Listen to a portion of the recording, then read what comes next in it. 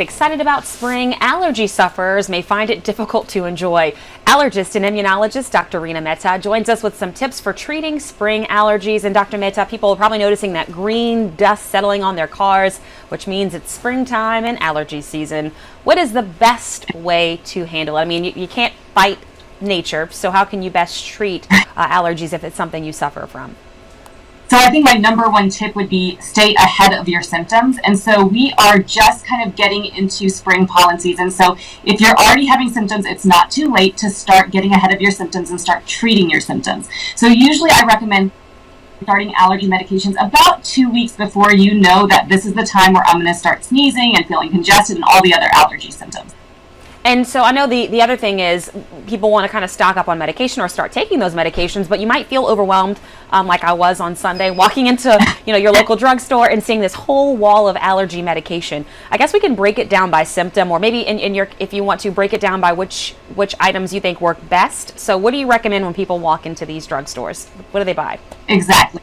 So overall, it is overwhelming. There's so many different options out there. So let me tell you based on symptoms. So if your primary symptoms are itchiness, runny nose, or sneezing, probably the best thing to do is to take an over-the-counter antihistamine such as Zyrtec, Allegra, or Xyzal. These three are pretty well tolerated. I usually recommend these three over something like Claritin because Claritin is the least potent antihistamine, so it just may not work so well for your symptoms. And I also typically, for spring allergy season, do not recommend Benadryl because Benadryl can cause you to be sedated, drowsy, and it also doesn't have a very long-lasting effect. It only may give you relief for about 6 hours. Now you mentioned Allegra really quickly. Allegra, Claritin, and now they have just regular, and they also have the one with D. Does it matter which you select? Good question. So D has the decongestant, and I was actually going to talk about that soon, is taking a decongestant or Sudafed or pseudoephedrine, while it may help your symptoms significantly for congestion, it's not something that you want to do long term because it can have side effects like high blood pressure, increased heart rate, insomnia, irritability. So I usually recommend if you need to take a decongestant, you can take it in the short term, but you don't want to take that long term. So that's not an everyday allergy medicine. Exactly. If your biggest issue is more like sinus pressure and congestion, you actually may benefit more from a nasal spray. So that would be something like Flonase or Nasacort or Rhinocort because those medications actually decrease the inflammation in your sinuses. And I usually recommend taking that one spray in each nostril twice a day during peak pollen season. And what about for itchy, watery eyes? Because that's something that my eye just leaks. I know it's such a weird symptom, but what do you do to fight that?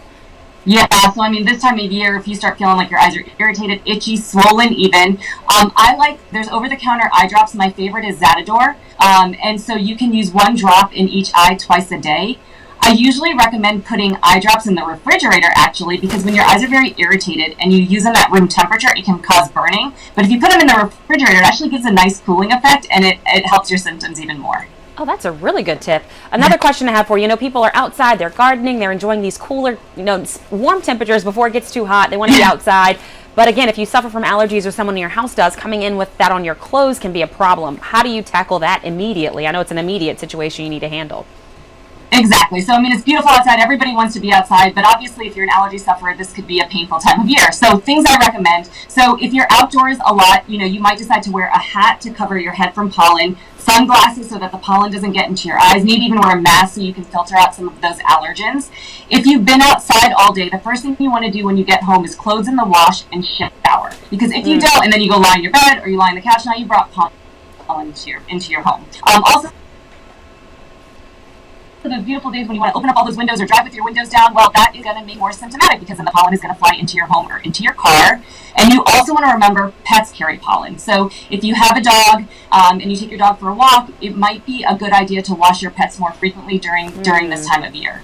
All right, Dr. Mehta, those are all really good tips as we all are trying to tackle the spring allergy season. We appreciate your time this morning.